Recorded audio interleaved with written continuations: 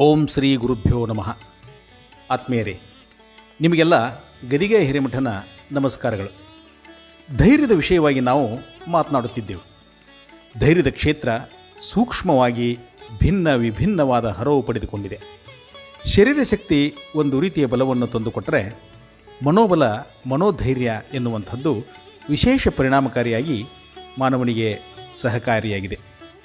ರಣರಂಗದಲ್ಲಿ ಎದುರಾಳಿ ಶತ್ರುವಿನ ಸೈನ್ಯ ಅಪಾರ ಸಂಖ್ಯೆಯಲ್ಲಿದ್ದಾಗ್ಯೂ ಸಹ ಕಡಿಮೆ ಸೈನ್ಯ ಬಲ ಹೊಂದಿದ ರಾಜರು ಗೆದ್ದ ಇತಿಹಾಸಗಳು ನಮ್ಮಲ್ಲಿ ಸಾಕಷ್ಟಿವೆ. ಅದಕ್ಕೆ ಕಾರಣ ಅವರಲ್ಲಿರುವಂತಹ ವಿಪುಲವಾದ ಮನೋಬಲ. ಭಾರತ ರತ್ನ ಲಾಲ್ ಬಹದ್ದೂರ್ ಶಾಸ್ತ್ರಿಯವರ ಕಾಲದಲ್ಲಿ ನಡೆದ ಭಾರತ ಪಾಕಿಸ್ತಾನ ಯುದ್ಧದಲ್ಲಿ ಪಾಕಿಸ್ತಾನಿಯರ ಯುದ್ಧಬಲ ಅಮೇರಿಕನ್ನರ ಸೈನ್ಯ ಬಲದೊಂದಿಗೆ ದ್ವಿಗುಣವಾಗಿದ್ದರೂ ಸಹ ಕಡಿಮೆ ಸೈನ್ಯ ಬಲ ಹೊಂದಿದ ಭಾರತೀಯರು ಗೆದ್ದದ್ದು ಅವರಲ್ಲಿದ್ದ ಮನೋಬಲದಿಂದ ಎನ್ನುವಂಥದ್ದನ್ನು ನಾವು ಮರೆಯಲಾಗದು. ಜೊತೆಗೆ ಶಾಸ್ತ್ರಿಯವರ ಮನೋಧೈರ್ಯ, ಸೈನಿಕರ ಶೂರತನದ ಧೈರ್ಯ ಭಾರತಕ್ಕೆ ಜಯ ತಂದುಕೊಟ್ಟಿತು. ಈ ಧೈರ್ಯ ಎನ್ನುವುದು ಮನಸ್ಸಿಗೆ ಸಂಬಂಧಿಸಿದ್ದು. ಚಿಕ್ಕ ವಯಸ್ಸಿನಲ್ಲಿಯೇ ಧೈರ್ಯದಿಂದ ಸಾಹಸಗಾಥೆಯನ್ನು ಬರೆದ ಬಾಲವೀರರ ಇತಿಹಾಸ ನಮ್ಮ ಕಣ್ಣು ಮುಂದಿದೆ.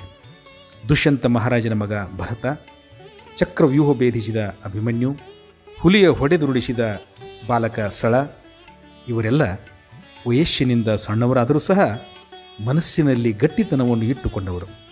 ಅದೇ ರೀತಿ ಉತ್ತರ ಕುಮಾರ ವಯಸ್ಸಿನಿಂದ ದೊಡ್ಡವನಾದರೂ ಅಳ್ಳೆದೆ ಹೇಳಿ.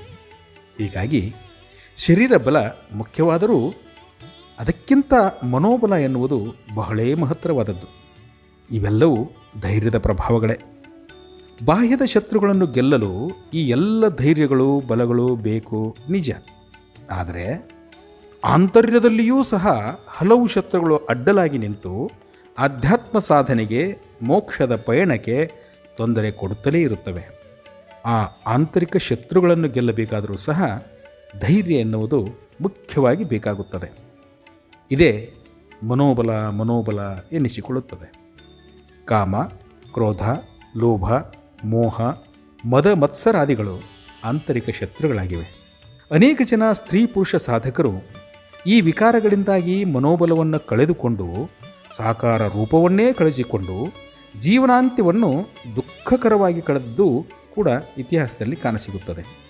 ಬಹುಪರಾಕ್ರಮಿಗಳಾದಂತಹ ವೀರರು ಘೋರ ತಪಸ್ಸನ್ನೇ ಗೈದು ಮುಕ್ತಿಪಥದ ಹತ್ತಿರದಲ್ಲಿರ್ತಕ್ಕಂಥ ತಪಸ್ವಿಗಳೂ ಸಹ ಸ್ತ್ರೀ ವ್ಯಾಮೋಹದಿಂದ ವಿಕಾರಗೊಂಡಂಥ ಉದಾಹರಣೆಗಳು ಅನೇಕ ಇವೆ.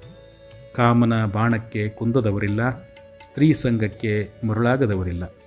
ಈ ಅರಿಷಡ್ವರ್ಗಗಳನ್ನು ಗೆಲ್ಲುವುದು ಅತಿ ಕಠಿಣ. ಆದರೂ ಇವುಗಳನ್ನು ಮನೋಬಲದಿಂದ ಗೆದ್ದು ವಿಜಯಶಾಲಿಗಳಾದ ದಾರ್ಶನಿಕರು, ಮಹಾತ್ಮರು ನಮ್ಮಲ್ಲಿದ್ದಾರೆ. ರೇಣುಕ, ಶಂಕರ, ಬುದ್ಧ, ಬಸವ, ಅಲ್ಲಮ, ಚನ್ನಬಸವ, ಏಸು, ಪೈಗಂಬರ, ಮಹಾವೀರ, ಸಿದ್ಧಲಿಂಗ ಶಿವಯೋಗಿ, ಹಾನಗಲ್ಲ ಕುಮಾರ ಶಿವಯೋಗಿ ಅಂಥ ಮಹಾತ್ಮರು ಈ ಎಲ್ಲ ವೈರಿಗಳನ್ನು ಗೆದ್ದು ವೈರಾಗ್ಯದ ಆತ್ಮಬಲದಿಂದ ಧೀರರಾಗಿದ್ದಾರೆ. ಈ ಶತ್ರುಗಳಿಗೆ ಸಂಬಂಧಿಸಿದಂತೆ ಬರುವ ಕೆಲವು ಮಾನವ ಧರ್ಮದ ಅಂಶಗಳನ್ನೆದುರಿಸಲು ಗಟ್ಟಿಯಾಗಬೇಕಾಗಿರುವುದರಿಂದಲೇ ಮನು ಧರ್ಮದ ಮೊದಲ ಮೆಟ್ಟಿಲಾಗಿ ಧೈರ್ಯವನ್ನಿಟ್ಟಿದ್ದಾನೆ ಎಂಬ ಮಾತು ಪುನಃ ನೆನಪಾಗುತ್ತದೆ. ಮನುಷ್ಯನಾಗಿ ಬಂದ ಮೇಲೆ ಸಮಸ್ಯೆಗಳ ಸರಮಾಲೆಗಳೇ ಸಾಕಷ್ಟಿರುತ್ತವೆ.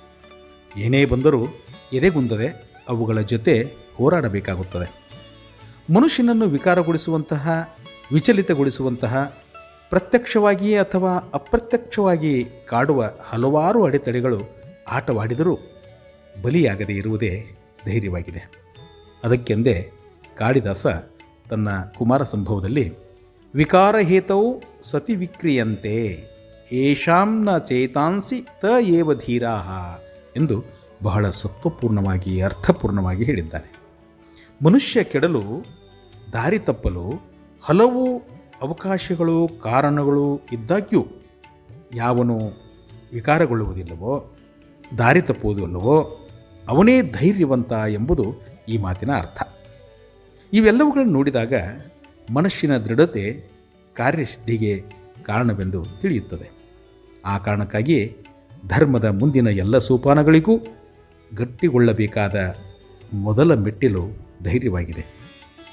ಧೈರ್ಯ ಮಾನವ ಧರ್ಮದ ಅಡಿಗಲ್ಲಾಗಲಿ, ಧರ್ಮದ ರಕ್ಷಣೆಯಾಗಲಿ ಎಂದು ನಾನು ಆಶಿಸುತ್ತೇನೆ. ನಮಸ್ಕಾರ.